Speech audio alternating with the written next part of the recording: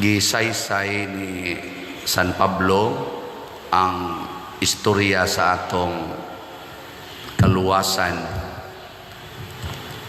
Ang unang nahitabo nga iyang gipalambo ang pinili niyang katawhan, ang kaliwat ni Jacob, katong 12 ka nasod or 12 ka tribo, mga anak ni Jacob or anak ni Israel. Unya gidala sila sa mga patriarka sama ni Moises ngadto sa yuta nga gisaad diin gibuntog sa Ginoo ang 7 ka nasod aron maghari sila dito 450 years. Niya doon na dito'y hari nga gipili sa Ginoo nga gidaig niyag maayo, mao si David. Pero ang misyon ni David mao ang pagpatay sa ilang mga kaaway o pagpasurrender nila pinaagig espada.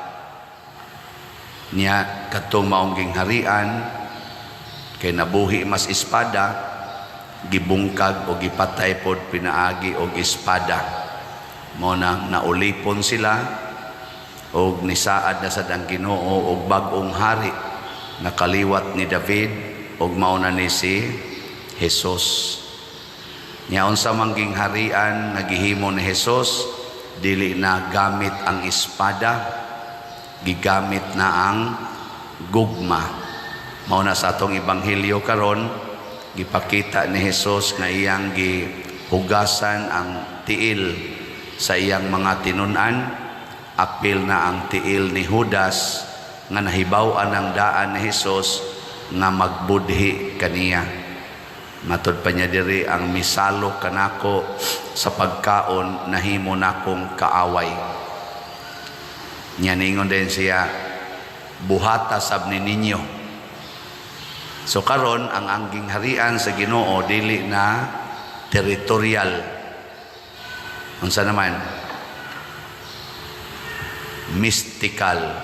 Mo nang itawag mystical body of Christ. Kana bang connected ta tungod sa atong pagtuo o pagbuhat sa gisugo ni Kristo. Sige, lingian na imong tupad ing na membro ka sa gingharian ni Kristo. Pangutan-a ba ing na membro ka ning iyang gingharian? Wala na ni siya'y teritoryo. Mabitaw din sa atong parokya, nagpasalamat nga ang nakigmembro nato dinhi territorial parishioners o online parishioners. Nya kon mangayo ganitag hinabang pinaagis ato mga slat-slat ang mamalit ang taga dinhi o ang kadtong dili taga dinhi, mga online parishioners. Salamat kaayo. Kamong mga asawa, andam ba mong muhugas sa tiil sa inyong bana o sa tiil sa iyang kabit? Anda mo? Sige, tubag. Dili na mo mamimbro sa gingharian nga gitukod ni Kristo. Kamong mga bana, andam ba mong muhugas sa tiil sa inyong asawa o sa tiil sa iyang kabit? Mga bana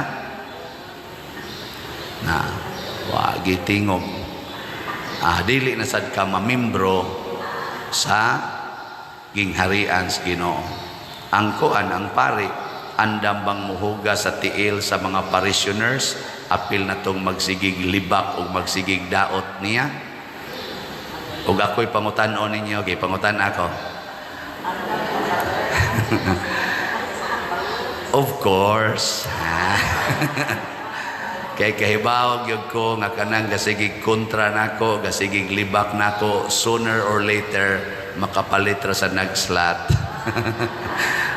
Maabot ra gid ang panahon na. Muna ingos Kristo, kinahanglan mahisama gid mo nako. Dili mo mulahi nako. Muna sila sad si San Pedro ang nagsunod ni Jesus, ila sang gihigugma ang tanan. Apil na si San Pablo nga kaniadto Saulo nga nagsigig lutos nila, mao pa gani nagpatay ni Esteban ang atong unang martir. Pero sa may nahitabo sa sige nilang higugma ni Saulo nga kaaway, nahimo gyud si Saulo nga usa sa ilang lig-on nga kaabag sa pagsangyaw sa maing balita nga mo'y nagsuwat aning first reading nato. Mahimo ra gyud na natong higala ang atong kaaway, basta di lang gid ta mangaway, magsige lang tag alagad. Ang ilang panginahanglan tagaan natog alagad. Kung gusto sila nga ilakang kuha ag yuta, ihatag ang yuta. Kuhaan kas imong kwarta, ihatag ang kwarta. Ana. Nya human awayo na sad ka. Sige lang yun, hatag. Moabot ka ng panahon nga magsige na sila og pangita nimo kay mangayo na sa naglaing pabor. Kay mao man ginang mga yawanon magsige man nagpangayog pabor. Ang kanang mga Diyos noon magsige naghatag og pabor or favor. Ka na be, lingi ay mong tupad. Yung namuhatag kag pabor nako o mangayo. Okay. Kadang mga ginikanan na magsigig sugo sa mga anak, wala, peligro na nang mawagtang sa pasing. Niya kanasang mga anak nga magsigig pangayo sa ginikanan, mahinumdom las ginikanan kung mangayo na, unyag di gani, wa gani pangayoon, muralagway, bili ang ginikanan, kana din asa na membro sa gingharian ni Kristo. Kanang pare nga magsigilag pangayo o pabor gikas parishioners, kana di sana mamimbro, kana sang parishioner nga magsigilag pangayo os pare, mo pay apiki kay kolekta pangyoon pa, kana din asa na mamimbro. Karon ihatod nato sa Father Arnel Ponce ngadto sa kolonya, na ipipila nato dinhi mohatod atong iampo nga maliwat unta siya ni Kristo, nga adto unta niya dito pabungahon og maayo ang iya sang paghugas sa mga tiil sa tanang katawhan alang sa kaluwasan. Mao na sa atong tubag sa Salmo, mapahinumduman kita unsa to itong tubag, hangtod sa kahangturan awiton ko ang kaayo sa Ginoo. Pasabot, akong sundon ang kaayo sa Ginoo hangtod sa kahangturan. Ug ato ning buhaton, porting nindutang puy-an sa kalibutan. Mao ni atong parokya ninindot tungod kay daghan ang nakighiusa nato nagpamimbro sa kuan ni Hesus iyang gingharian. Ang atong SBF dag na apay kuwang nga 58,991 ka slots nga tag 500 per slot para nis pagtukod sa tong building. Na ay ni comment sa atong YouTube, giingnan ko sa usas mga nato sokom nga niingon, Father, ngano man nga sige man kagpanindot anang kumbento og simbahan nga wa man magsugo ang Ginoo niana.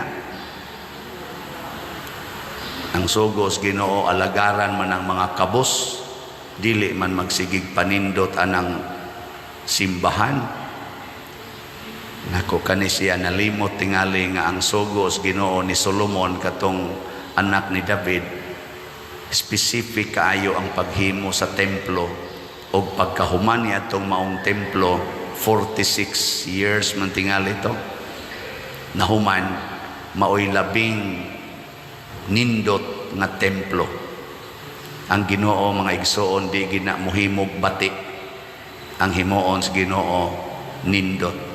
Ang Ginoo di gina magmantinil, tanawa ra gud nang imong naong o gimantinilan panas Ginoo hiwi unta kag ilong, gimantinilan panas Ginoo nangahibat unta nang imong baba, kanang imong mata nga pikot unta nang pikas kung gimantinilan patas Ginoo.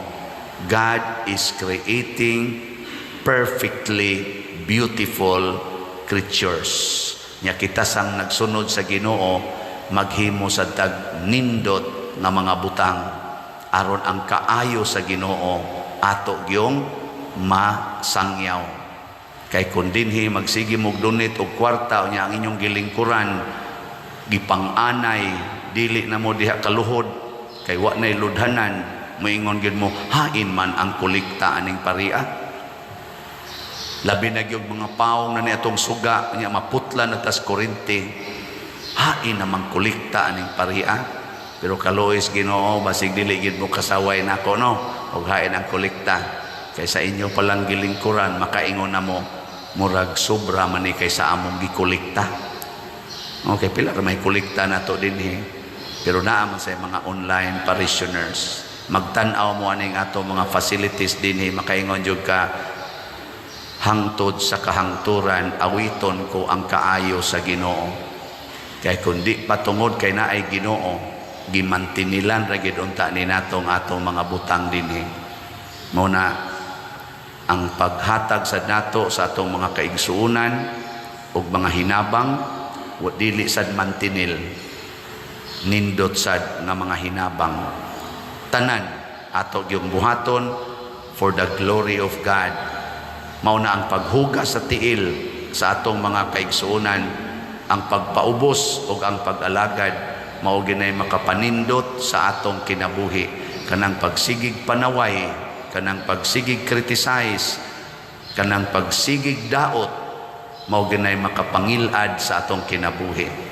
Di katapusang lingi sa imong tupad ing nasugod karon din agyud ta manaway. Sige na nasugod karon di na ta manaway. Aron wa nay ma-insecured manindog data mga dili hinawayon.